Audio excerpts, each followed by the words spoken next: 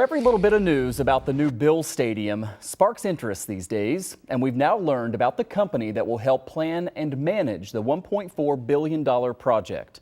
The Bills announcing today that it is partnering with Legends Hospitality, which was created a decade and a half ago by Cowboys owner Jerry Jones and former Yankees owner, the late George Steinbrenner.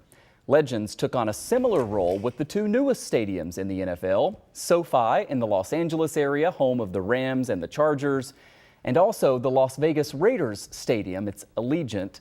So what can we expect that company's role to be here as we prepare for a replacement to Highmark Stadium in Orchard Park?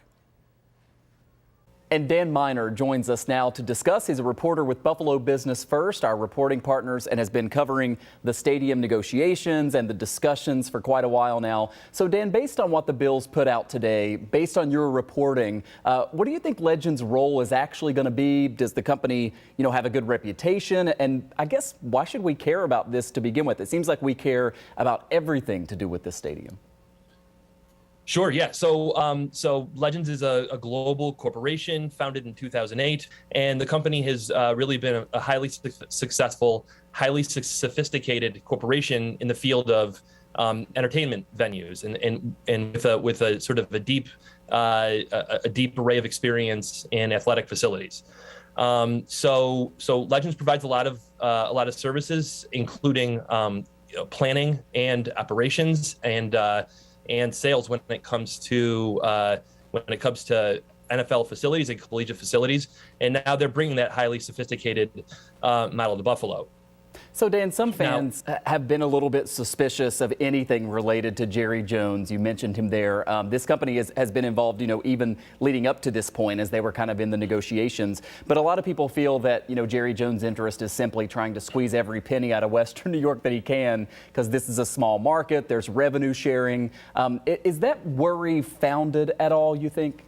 I guess it depends on your perspective. I mean, Legends is doing the market research to help plan the new facility, and then it looks like what today, as you said, we already knew about the arrangement. What today marked to me was really a consummation of a statement about the fact that these two partners are going to work together going forward. Revenue optimization is a major part of what they're going to do. Everything from the naming rights to how much it's going to cost you for a hot dog, to PSLs and everything in between.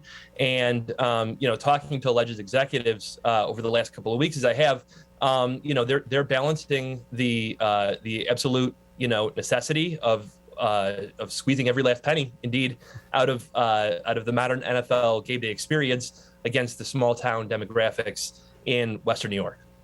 In terms of the fan experience, you kind of touched on this just now.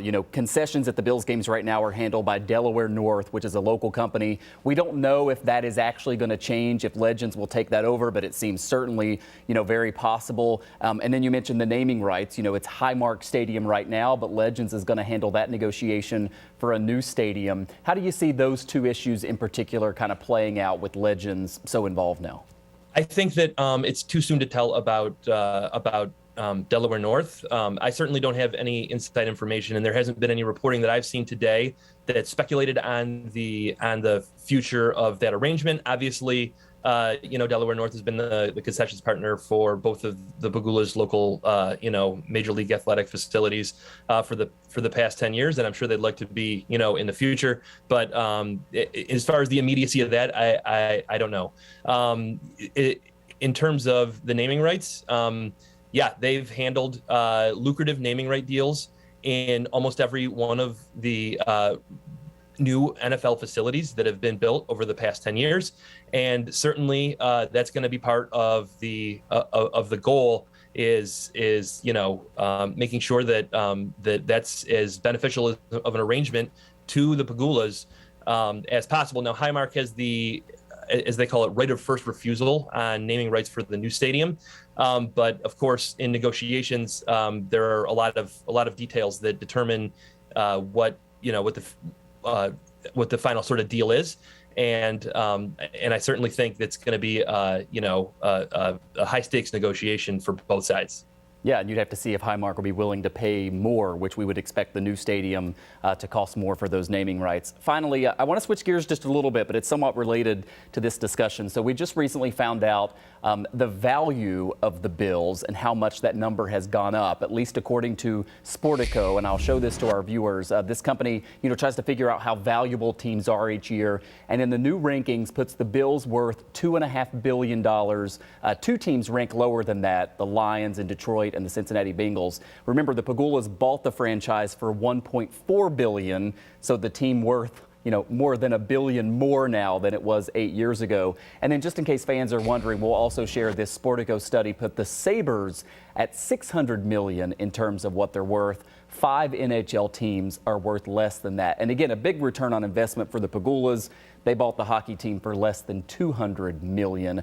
So those are some interesting findings. As far as the Bills, Dan, you imagine that the value goes up as we get this new stadium. How much of a factor is that in terms of the money game and being able to keep a team in a market this size? You want to maximize how much money you can bring in. It's a big factor. As stadiums age, then the expectation of the leagues and of the teams are to leverage what they mean to that community to get a new stadium. And so the Pagulas have done that successfully so far. There are still some approvals necessary, local approvals, but that's certainly a big factor. Buffalo Major League Sports teams are going to exist now and into the near future in very small markets, and that's determined by the size of the sort of corporate base and the demographics. But when you look at these businesses as an asset and how they've appreciated over the past 10 years, let's just say if Michael, if you or I had the ability to buy into that exchange, we certainly would. Yeah, a nice little profit margin there compared to what they were purchased at. Dan Miner is a reporter with Buffalo Business First and has been covering all this extensively. Thanks for coming on. Good to see you. Thanks for having me.